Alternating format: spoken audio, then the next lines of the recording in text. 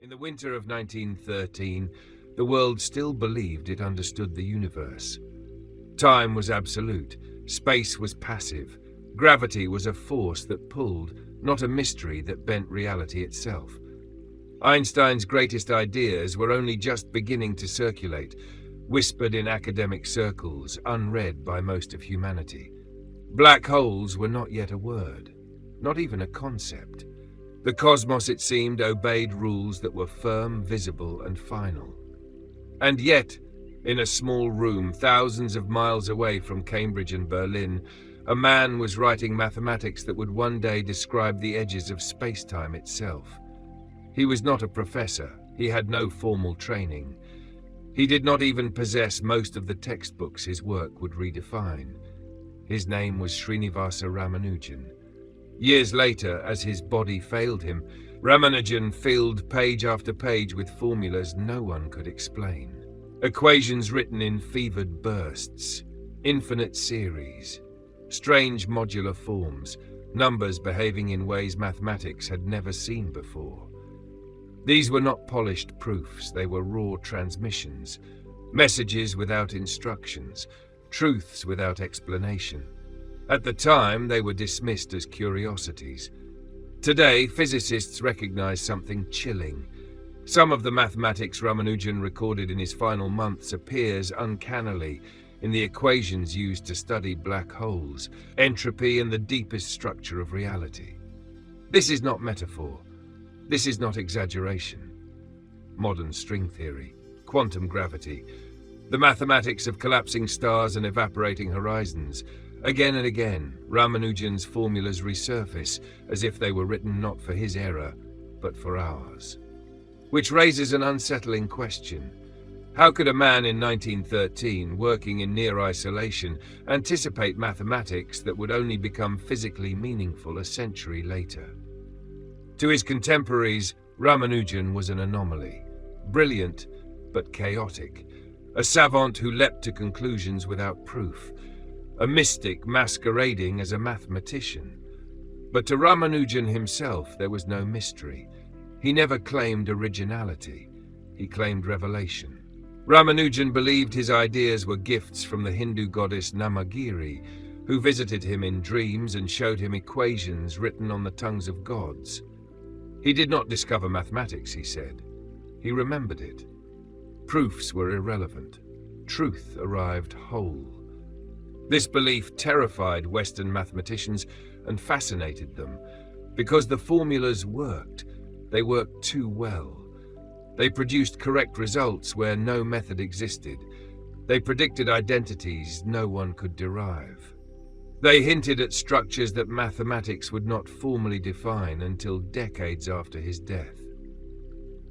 And now, in the 21st century, as physicists attempt to reconcile gravity with quantum mechanics, as they struggle to understand what happens inside a black hole, Ramanujan's ghost appears again, embedded in the equations that describe the end of space and time.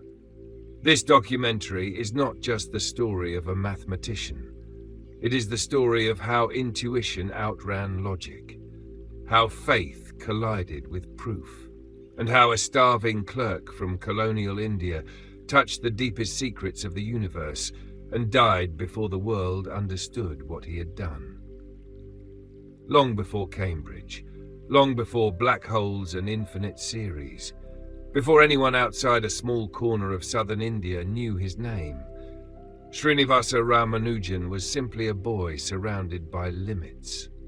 He was born in 1887 in Erode, a town under the shadow of British colonial rule. India at the time was a land of contradictions, ancient temples beside colonial offices, profound spiritual traditions beneath the weight of imposed bureaucracy. Opportunity was scarce, education was rigid, and genius, unless it fit inside approved structures, was often invisible. Ramanujan's family lived in poverty. His father worked as a clerk, earning barely enough to survive. His mother sang devotional songs at a local temple, not for income, but for faith. Their home was small, their resources were smaller. But within that confined space, something extraordinary began to form. As a child, Ramanujan was quiet, withdrawn, and intensely focused. He did not play like other children. He did not chase games or stories.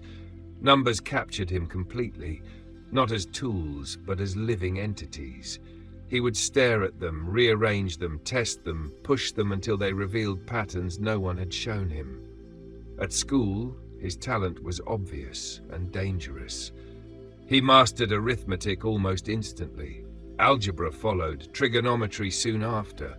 Teachers were impressed, then alarmed. Ramanujan ignored subjects that did not interest him. History, literature, rote memorization, all were discarded. Only mathematics mattered. And then at 16, everything changed.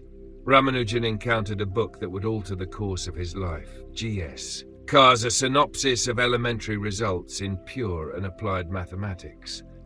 It was not a textbook, it was a catalogue, thousands of formulas listed without proof, explanation, or context. To most students, it was useless. To Ramanujan, it was revelation. He did not see missing proofs as flaws. He saw them as invitations. Night after night, he worked through the formulas, extending them, transforming them, discovering entirely new results on his own. He filled notebooks with identities no one had taught him, theorems no one had assigned, and conclusions no one had asked for. But genius does not protect against hunger. Because he focused only on mathematics, Ramanujan failed his college exams, not in math, but in everything else. Scholarships were revoked, doors closed, poverty tightened its grip. At times, he could barely afford food. He drifted between short-term clerical jobs, scribbling equations whenever paper was available, margins, scraps, even the ground. To outsiders, this looked like obsession. To Ramanujan, it was necessity. This was also when the mystical entered fully into his work. Ramanujan believed that mathematics did not originate in the human mind. He believed it was revealed, delivered through dreams and visions by the goddess Namagiri. He described waking suddenly at night, compelled to write down formulas he had seen. He did not question their origin. He trusted them absolutely. In colonial India, this belief was not strange. In Western mathematics, it would be heresy. But at this stage, none of that mattered, because Ramanujan was still unknown, still poor, still trapped in a world that had no place for someone like him.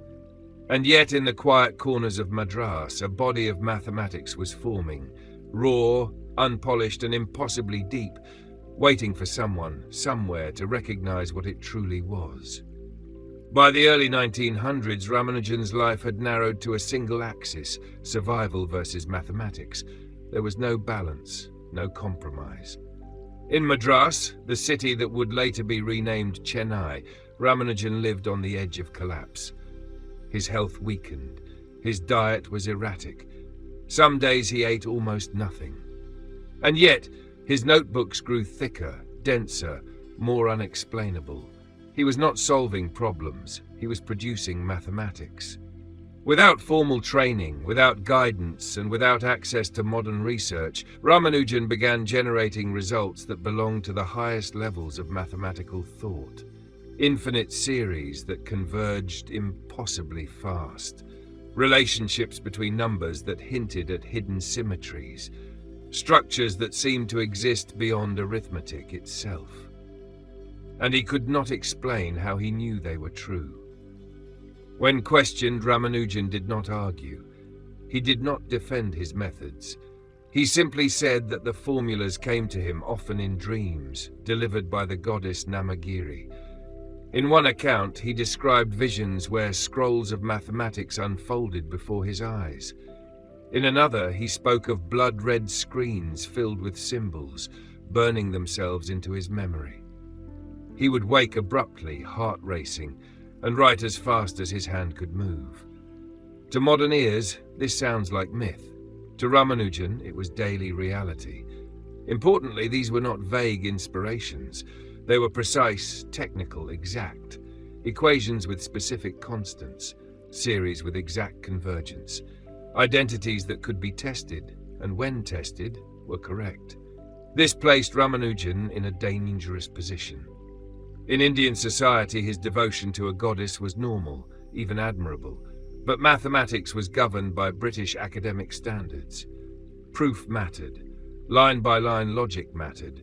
Intuition without justification was meaningless.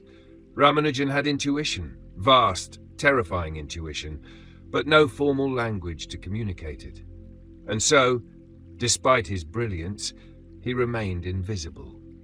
He worked briefly as a clerk at the Madras Port Trust, earning just enough to eat. His co-workers noticed something strange. During breaks, Ramanujan ignored conversation, instead covering scraps of paper with symbols no one recognized. Some assumed he was mentally unwell. Others thought he was wasting his intelligence. A few, however, sensed something else. Local mathematicians began to see his notebooks. They did not fully understand them, but they understood enough to be alarmed. This was not amateur work. This was not coincidence. This was something far beyond the colonial curriculum. Still, no one knew what to do with him. Ramanujan was trapped between worlds, too unorthodox for the British system, too singular to be supported locally, too poor to wait. And time was not on his side. By 1912, his health was deteriorating rapidly. Years of malnutrition and relentless mental strain had taken their toll. His body was weakening, but his mathematics was accelerating, as if he sensed something urgent. That urgency led to a desperate decision. If the gatekeepers of knowledge would not come to him, Ramanujan would reach across the world. He would write to the very center of Western mathematics, not with credentials, not with explanations, but with raw truth, a letter filled with formulas, and a hope so fragile it bordered on madness. In January 1913, a letter arrived in England that should have been thrown away. It was handwritten, poorly structured, filled with dense mathematics and almost no explanation. It came from a man with no degree, no position, no reputation, a clerk from colonial India claiming to have discovered profound mathematical truths. British academics received such letters often. Most were nonsense, some were delusions, a few were clever mistakes, almost all were ignored. This one was nearly ignored too. The letter was addressed to G.H. Hardy, one of the most respected mathematicians in the world, a man who valued rigor, proof, and logical beauty above all else. Hardy was not mystical, he was not sentimental. He was famously skeptical of intuition without structure. At first glance, the letter offended everything he stood for. There were no proofs, no derivations, just results. Page after page of formulas, infinite series, identities, theorems, written as if they were self-evident truths. Hardy later admitted that his first instinct was dismissal. Another crank, another waste of time. But something stopped him. Some of the formulas were familiar, but only partially. Others were completely new. And a few were so strange, so unexpected, that Hardy felt something he rarely felt. Fear. Because the equations were correct. Hardy showed the letter to his colleague J.E. Littlewood, another brilliant mathematician. Together, they examined the results. Some they could verify quickly, others took hours. A few resisted explanation entirely, but still worked. Hardy later wrote that the results fell into three categories: known theorems, rediscovered independently; known theorems, but proved in entirely new ways; completely new results, belonging to the highest level of mathematics. And there were many of the third kind. This was not the work of a fraud. It was not the work of a savant guessing blindly. Only two possibilities remained. Either this man was one of the greatest natural mathematicians who had ever lived, or mathematics itself had somehow broken. Hardy chose the only rational option. He replied. In that moment, something extraordinary happened. A bridge formed between two worlds that had never truly spoken to each other. Colonial India and elite British academia spiritual intuition and formal logic, revelation and proof. For Ramanujan, the reply was nothing short of miraculous. After years of isolation, rejection and hunger, someone had finally seen him, not as a curiosity, not as a mystic, but as a mathematician. Yet recognition came with a price. Hardy wanted Ramanujan in Cambridge. He wanted to refine him, train him, force his intuition into structure. But Ramanujan was deeply conflicted. To leave India was not a simple choice. It meant crossing the sea, something forbidden by strict Hindu tradition. It meant abandoning his mother, his goddess, and the spiritual framework that gave his life meaning. And it meant entering a world that did not believe mathematics could come from dreams. The letter had opened a door. What lay beyond it would change mathematics forever, and slowly destroy the man who walked through it. In 1914, Srinivasa Ramanujan stepped onto English soil and into a world built on rules he had never been taught. Cambridge was cold in every sense of the word. Its stone buildings, formal dinners, and rigid hierarchies could not have been further from the humid temples and crowded streets of Madras. For most scholars, Cambridge represented the pinnacle of mathematical civilization. For Ramanujan, it felt like exile. He arrived carrying little more than his notebooks, pages overflowing with unproven truths. Waiting for him was G.H. Hardy, a man who believed that mathematics was not discovered in dreams, but constructed through discipline, proof, and relentless logical clarity. Hardy was stunned when he finally met Ramanujan in person.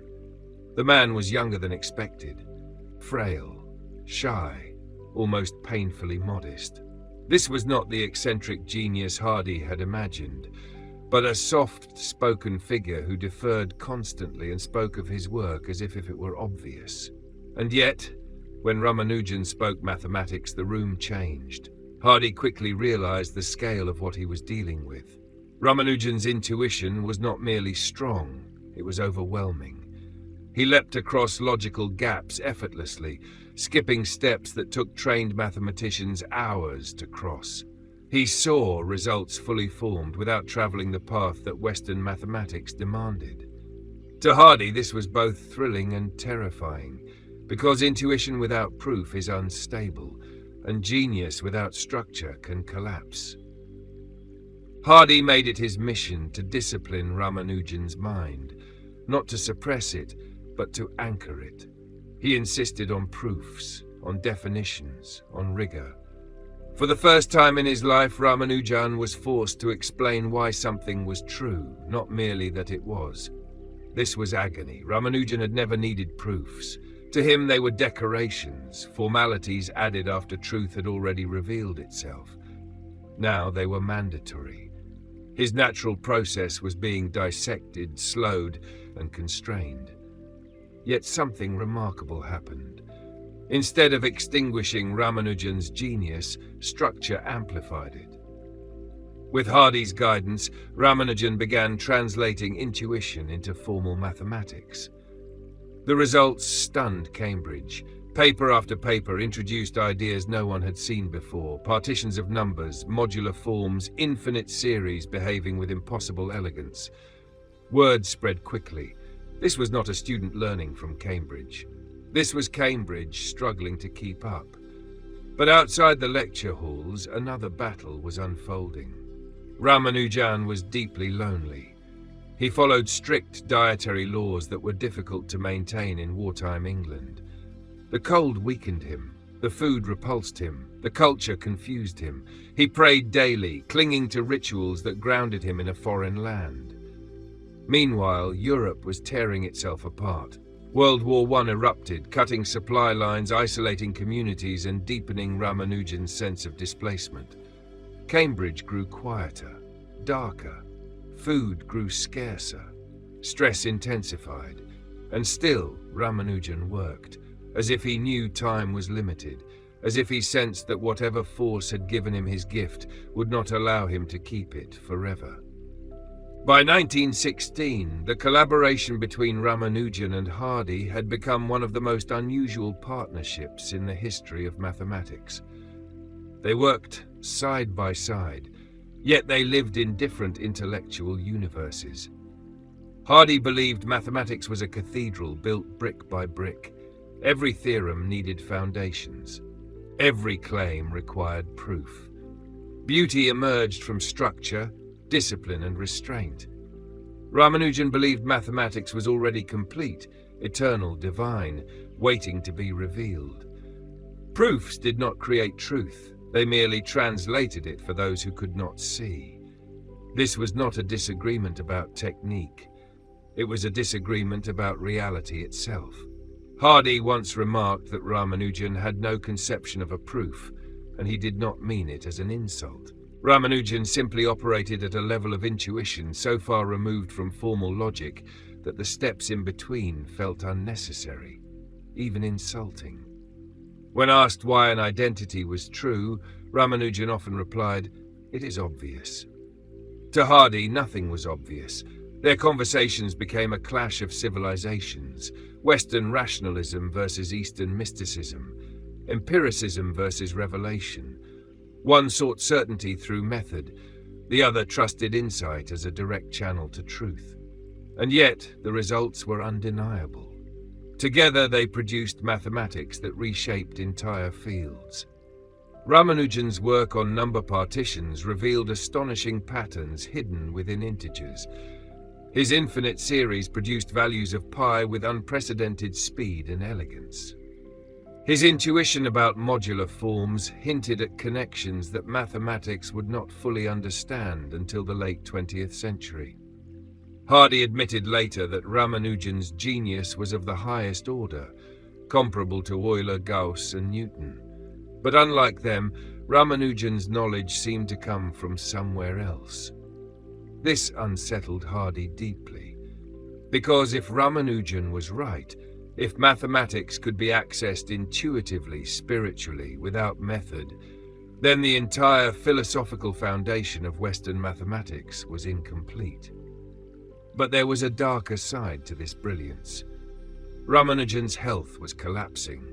Years of malnutrition in India, combined with the stress of war, cold weather, and isolation, had weakened him severely. He suffered frequent illnesses, chronic fatigue, and depression. He was hospitalized multiple times. Doctors struggled to diagnose him. Some suspected tuberculosis. Others believed it was a metabolic disorder none truly understood. And still, he worked. From hospital beds, Ramanujan continued producing mathematics at a terrifying pace. He filled notebooks with formulas as if racing against something unseen.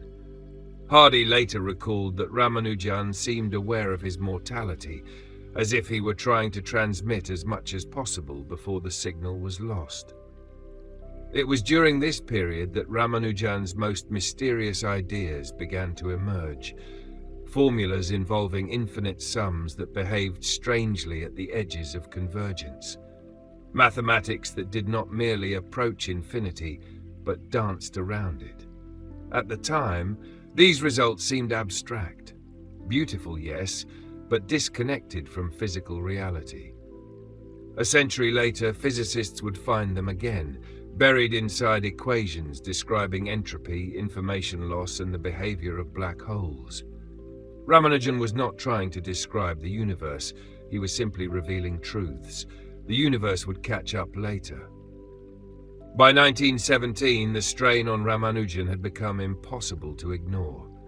England was at war, food was rationed, coal was scarce. The grey cold seeped into everything, buildings, bones, minds. For Ramanujan, whose body had already been weakened by years of hunger in India, the environment was punishing. He followed a strict vegetarian diet rooted in religious belief. Wartime shortages made this almost impossible. He grew thinner, paler. His hands trembled, his concentration flickered, not because his mind failed, but because his body could no longer support it. And yet his mathematics did not slow. If anything, it intensified. Confined to hospital beds for months at a time, Ramanujan continued to produce results that baffled his peers. Nurses watched as he scribbled equations feverishly, barely eating, barely sleeping. To them, he was a strange patient, muttering symbols to himself. To Hardy, he was witnessing something unprecedented, a mind operating at maximum output while the body disintegrated beneath it. This was no longer simply a clash of cultures. It was a clash between human limitation and inhuman insight. Hardy tried to help, arranging better care, pushing doctors for answers, attempting to ease Ramanujan's workload. But Ramanujan resisted rest. He believed his gift came with obligation. If truth had been revealed to him, then it demanded expression, regardless of cost. This belief was deeply spiritual. In Ramanujan's worldview, mathematics was not a career. It was not a discipline. It was a sacred duty. He did not own his discoveries. He was merely their messenger. To stop writing would be to betray the source. Hardy, the rationalist, could not argue with this logic, because it was not logic at all. He later confessed that he did not know how to protect Ramanujan without destroying what made him extraordinary. The tragedy deepened when Ramanujan began experiencing profound despair. Isolation weighed heavily on him. Letters from India spoke of his mother's worry, of rituals performed for his health, of gods being petitioned for his return. Ramanujan felt torn between two worlds, belonging fully to neither. In Cambridge, he was admired but not understood. In India, he was revered but unreachable. During one hospital stay, Ramanujan mentioned a number to Hardy, 1729, calling it dull. Hardy disagreed, noting it was the number of the taxi he had taken. Ramanujan smiled and replied that it was the smallest number expressible as the sum of two cubes in two different ways. Even in illness, even in pain, his mind played effortlessly with infinity. This moment has become legend, not because it is clever, but because it reveals something haunting. Ramanujan could not turn off his gift. His intuition flowed constantly, regardless of context, regardless of consequence. It was not something he used. It was something he endured. As the war dragged on and his health worsened, Hardy began to fear the unthinkable, that mathematics was witnessing a once-in-a-century mind burning itself out before it could be fully understood. Ramanujan had touched something deep, something timeless, and it was costing him everything. Some ideas arrived too early. When Ramanujan wrote his most extraordinary formulas, even the greatest mathematicians of his time could not fully grasp what they were seeing. Not because the equations were wrong, but because the language to understand them did not yet exist. Ramanujan worked at the boundary of infinity. Much of his most important work involved infinite series, sums that never truly end, but approach a value with uncanny precision. These were not slow, meandering approaches to truth. They converged violently fast, producing accurate results with astonishing efficiency. One of his most famous discoveries was a series for pi that converges so quickly that modern computers still use its structure today. With just a handful of terms, it produces more accurate digits of pi than centuries-old methods ever could. This was not incremental improvement. It was a leap. To understand why this mattered, imagine trying to calculate a value by stacking bricks one by one, and then discovering a way to teleport directly to the top of the wall. That was Ramanujan's intuition. He did not climb mathematics. He appeared at its summits. Even more profound was his work on partition functions, ways of breaking numbers into sums of smaller numbers. At first glance, this seems abstract, even trivial. But partitions encode deep information about symmetry, probability, and structure. Decades later, physicists discovered that the same mathematics governs entropy, the measure of disorder in a system. And entropy is not just a physical concept. It is the key to understanding black holes. In the 1970s, scientists realized that black holes are not empty voids. They have temperature, they radiate, they possess entropy, and that entropy is proportional to the surface area of the event horizon, not its volume. This shocked physics, and when researchers began writing down the equations that described this behavior, something eerie happened. Ramanujan's mathematics appeared. His partition formulas, written without any concept of space-time, gravity, or quantum mechanics, matched the structures needed to count the microscopic states of black holes. His work on modular forms emerged again in string theory, conformal field theory, and the mathematics of quantum gravity. He had not known what black holes were, but he had written the language they would require. Perhaps most mysterious of all were his Mach theta functions, objects that behaved like known mathematical entities but subtly violated the rules. For decades, mathematicians could not classify them. They hovered between categories, refusing to belong. Only in the 21st century were they fully understood, and when they were, they turned out to be essential in areas ranging from topology to theoretical physics. Ramanujan had named them Mach, not because they were false, but because they pretended to be something they were not. They were mathematics from the future. This is why modern physicists speak of Ramanujan with a mixture of reverence and unease. His work does not merely solve problems, it seems to anticipate them, as if it were written for a universe that had not yet revealed its deepest secrets. Hardy once said that Ramanujan's intuition was something he had never seen before and would never see again. And now, as humanity studies the collapse of stars and the limits of space-time, it becomes harder to dismiss a disturbing possibility. Ramanujan did not just understand mathematics deeply, he understood it ahead of time. Long after Ramanujan's death, mathematicians continued to open his notebooks and find themselves unprepared. Page after page contained results that were correct but unexplained. Identities that worked flawlessly, yet resisted proof. Entire mathematical landscapes compressed into lines written in pencil by a man who never lived to see their meaning unfold. For decades, these notebooks were treated like curiosities, brilliant, yes, but incomplete. Then something changed. As physics pushed deeper into the nature of reality, into quantum fields, curved space-time, and information theory, it began searching for new mathematics. And again it stumbled upon Ramanujan. His modular forms turned out to be central to string theory, a framework attempting to unify all forces of nature. His infinite series appeared in calculations describing particle behavior. His Mach theta functions resurfaced in the mathematics of quantum states and symmetry breaking.